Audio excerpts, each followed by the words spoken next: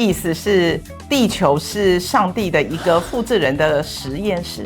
没错，这样说。所以上帝不是我们现在想的无形的上帝，而是当时来地球的高科技外星人的太空船指挥官。天外聊心事，聊聊外星事，让我们一起宇宙连线。嗨，哒哒哒哒哒，大家好，我是吕应忠。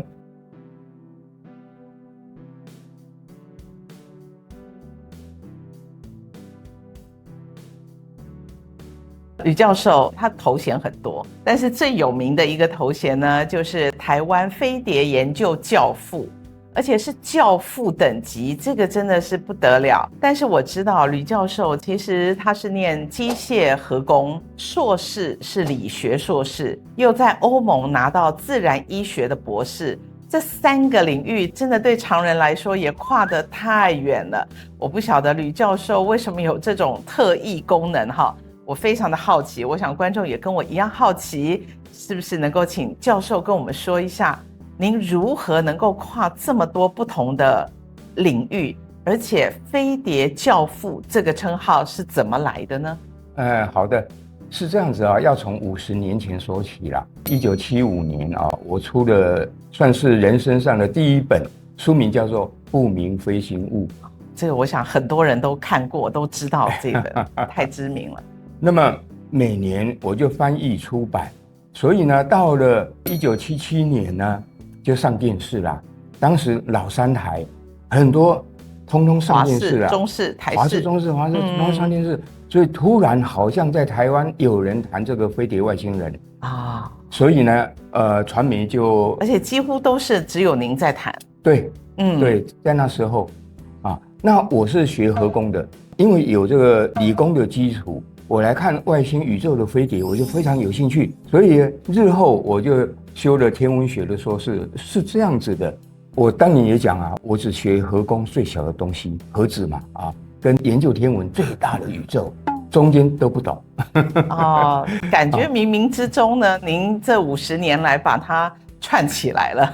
事实上说起来真的是很奇妙，但是我自己一直不知道，我跨了8、9个。不同的领域，对，不同，完全不一样的。对，从飞碟外星人，然后天文学，对，然后再到科幻文学、生死学。我当时也写科幻小说，因为科幻小说常常是写那个飞碟外星人嘛。然后呢，研究这个超心理学这方面的，真的。然后超心理学以后呢，又研究了生死学。对，这个我知道，教授对生死学然后当时呢，其实当时在翻译飞碟书的时候呢，曾经翻了一本叫《上帝驾驶飞碟》，完全是讲圣经的。那个是翻译的吗？对对对第一本是翻译的，我当时就买圣经来翻阅，觉得说哇，我看的圣经跟一般人讲的圣经不一样，可能是理工男看的圣经不一样。因为我从理工的角度，从天文学的这方面来切入来看，真的是不一样。然后当时我就想，我说，那既然圣经有谈到外星人，那佛经呢？我又开始研究佛经了。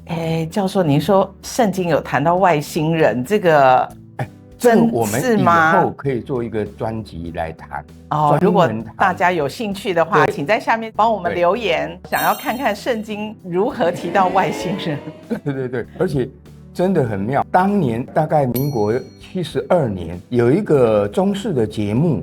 当时不是在讲复制羊吗？有，对不对？其实在复制羊之前，我就已经从圣经里面的记载就知道可以做到复制人。圣经里面有这样的记录，所以意思是人是上帝的复制人。是的，亚当夏娃都是外星人来地球的复制人。从这个角度切入看圣经真的很精彩。意思是地球是上帝的一个复制人的实验室。没错，这样说。所以上帝不是我们现在想的无形的上帝，而是当时来地球的高科技外星人的太空船指挥官，我们把它称为上帝。所以您说驾着这真的是哇，所以我觉得很佩服教授，一定是有非常开放的思维，让您在看这些经典的时候，您没有一个好像大家怎么说怎么看，您有自己开创性的想法。也许您何时也被那个宇宙人注入了特别的灵感吗？是这样子，刚刚提到嘛，夸了很多不同的圣经、佛经啊，对不对啊？对。然后外星人、天文学啊，写科幻啊，研究生死学啦。那么我自己都不知道为什么很顺利的夸不同的学术领域。我自己也不知道。一直到了2008年，17年前，在一个机缘下，有一个年轻的小姐，她受到了宇宙的很大的讯息，哗到她身上，她就说那很高智慧的外星人的这个讯息到她身上，然后在那一个场合呢，她就坐在我的前面，看着我说，长得跟以前差不多，只是个子比较大一点啊！我吓一跳，我说是怎么回事啊？她说我们是来自于很遥远的一个星系的我就很高兴，我想问他说，什么天狼星系啊、昴宿星系啊、哪个星系，对不对？对，都不是。你们地球人现在已知的星图之外更遥远的星系，那就没得问了嘛。但是因为我们所知有限。对，他讲的很重要一句，他说，其实你这30多年来写那么多书，有40%是我们传给你的，30%是你自己的，另外30%还带你不断的去挖掘。哇，那到这里，教授暂停一下，我正想说跟大家分享一下教授写的书。您从1975年开始写书到现在50年，正好对50年。我想大家大概很难想象教授到底写了多少本。我查了资料发现教授写了120几本，超过，而且领域是这么的广。这个大概是教授最新的，但是已经出了好几个版本了，有关老子的，老子传讯，老子也来讲话了。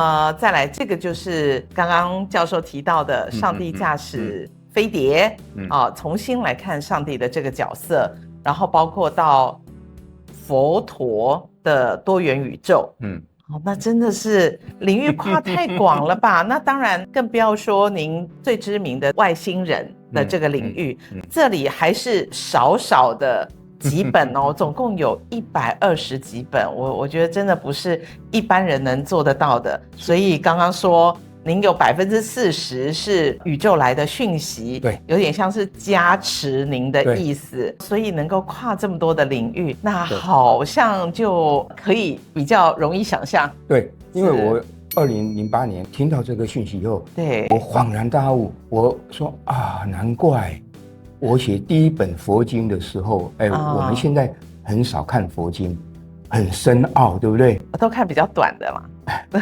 因为我当时就研究好了，那我到底要看哪一部？因为太多了，对不对？对。原来佛陀的原始经典、原始的思想是在《阿含经》里面的。是。那《阿含经》呢，它大概只有五六部而已。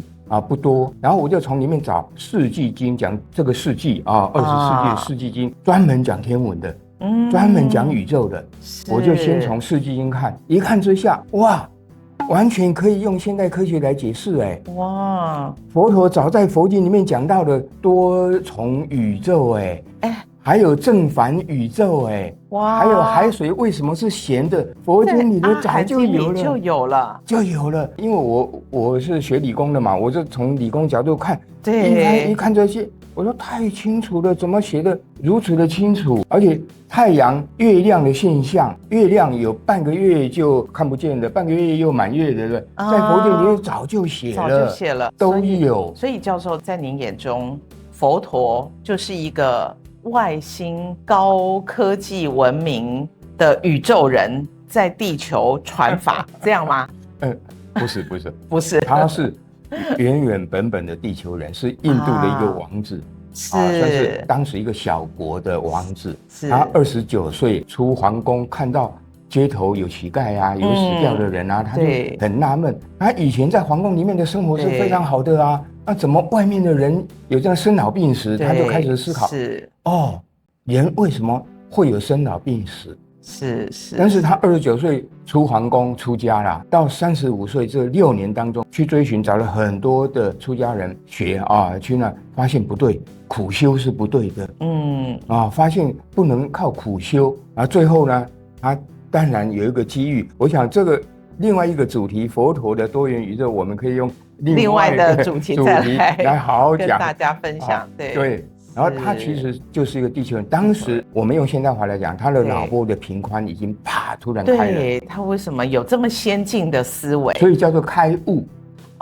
开悟其实就是脑波。我们现在到医院去量我们的脑波，对不对？贴上去可以测到我们现在是贝塔波。然后比较近的话就进入阿尔法波，再深层的静坐下去就是那个西塔波。那佛陀当年就是2昏了，他脑波已经降到西塔波了。他就接到宇宙的波，因为宇宙的波就是属于西塔波里面大概7.82这个范围。他的脑波就跟宇宙的波自动接上了，所以他变成哇，突然开悟，一切都懂了，就是这样子。所以这个叫开悟，科学讲的开悟。我们以后有机会可以来专门来讲佛陀的智慧。对他带来的宇宙高维度智慧的想法，哇，太精彩了！所以刚刚其实有一点把教授打岔了哈。您在那个先前的这个场合里面呢，碰到一位女士，她跟您说您是这个某某星球来的，长得都跟以前一样，是不是还有更多的讯息？比如说让您这一世来地球，然后接收了那么多的讯息，写这么多的书。看起来感觉是要把很多的宇宙的想法理念分享给地球人吗？对，当时有讲我要写3个主题方面的书但我当时写下来，但是不太懂。后来反过头来看，从50年前出版的书里面，果然是有这样子的是，果然是这样子。就是说，第一个谈到身心灵方面的事情。身心灵要健康，人你最起码你不要去探讨神秘的东西，最起码你自己要健康。但是健康不光是肉体的健康，还有心理的健康，还有灵性的健康。是。后来我2000年得了肿瘤以后，研究自然医学，我才了解从自然医学到整合医学、营养医学啊、能量医学啊、量子医学啊、信息医学，我也出版了有关这个全健康方面的书。对，这边有。就是说，是教授，这个很重要，因为你事业多发达，做得多好，你没有健康不行啊，对不对？那么第2个是什么？宇宙的讯息，有关于宇宙的讯息这方面的书，这个范围也很大。但是后来呢，我把它浓缩成3方面：道学、神学、佛学就是了。佛陀讲的，外星人在圣经里面讲的，还有老子讲的，就已经够了。是，这3大宗教经典就够了。对，哇，这些大概是全世界地球现在印刷量最大，因为我做出版嘛，这印刷量最大的3部经典嘛，对，是吧？老子的《道德经》，对，佛陀的经典，佛教也是人口非常非常的大，然后再来就是圣经。那个哇，那这个人口更多。对，所以您抓到3个大的重点，那这您的使命不得了啊！这个不是我个人研究，你知道吗？我后来想想，像我举个例子，写佛经《阿含经》里面的四句经的时候，说实在，第一次翻2页就看不下去了，然后隔了2-3个礼拜吧，又拿起来翻一翻，翻了3-4页又翻不下去了，因为太深奥了嘛。太深奥。然后再隔了2-3礼拜又拿起来翻一翻，这个时候拿红笔来圈一圈，画重点，然后翻过来，这里可以跟前面的什么地方相呼应啊？你这么快就看懂了？没有，只看了6页。就摆着了，又摆着，就不理他了。大概1个月以后吧，突然有一天，讯息来了，可以写了。没有看完讯息告诉您可以写了。可以，我说没有看完，只看了6页，怎么可以写了？当年用稿纸嘛，对不对？望着那个经文放前面，开始就真的有如神助，那是就写下来，真是神助。对，那就不是有如。对，1个礼拜就写好了，然后几个月以后就出版了。你看这。不是我研究的啊，真的不是要贬低教授，但是真的看起来不是您本人。不是我研究了，我写老子的书也是一样啊。我2015年以前从来看不下，2015年以前我从来看不下《道德经》啊。这一本是在讲《道德经》。我从来没有看过《道德经》的人哦。是。只知道您多久？我们最常听到道。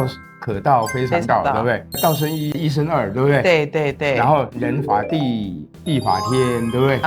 只晓得这些嘛，这几句都是对名言呐，从来没有读完的，前后后买了27本相关的书，没有一本看完的。拿起来就想要读，就觉得这怎么会这样子？不对，就排斥感，排斥，无法进入。2015年3月，突然有一天醒过来，在床上。还没有起床，突然，啪！老子的句子讯息来了我想怎么会这样？所以2018年就出了这个书，3年，从没有读过的人3年就可以出书，而且蛮畅销的。是真的，真的，这个是希望更多人能够有机会再接触到这本书教授所提到的内容。如果大家有兴趣，我们会把这个购书的连结呢放在我们的资讯栏里，透过这个资讯栏的连结购书享有特别的优惠，所以大家如果有兴趣看一下这么特别从宇宙传讯来写下的，大概是老子亲自指导的亲自指导的版本，那欢迎大家之后可以做参考。那我想吕教授这个方面的经验实在是太丰富了，那我们在一集里面呢没有办法谈得完，希望下一次我们再邀请吕教授很快的呢再跟我们分享更多，也许我们下一次可以从老子的部分开始谈谈《道德经》，到底老子为什么要找吕教授。好，那今天就先跟大家分享到这里，谢谢您的观看。在探索未知的旅程里，每一次翻页都是一道通往宇宙的门。于商鼎数位出版购买吕应中教授著作，即可获得教授亲签小卡，来自台湾飞碟研究教父的珍藏印记。听完今天这一集，你相信有外星人吗？ A. 我相信。 B. 我半信半疑，但我有兴趣继续听下去。 C. 我相信一切都是人为，没有外星人。欢迎大家跟我们在下面留言区分享您的想法哦。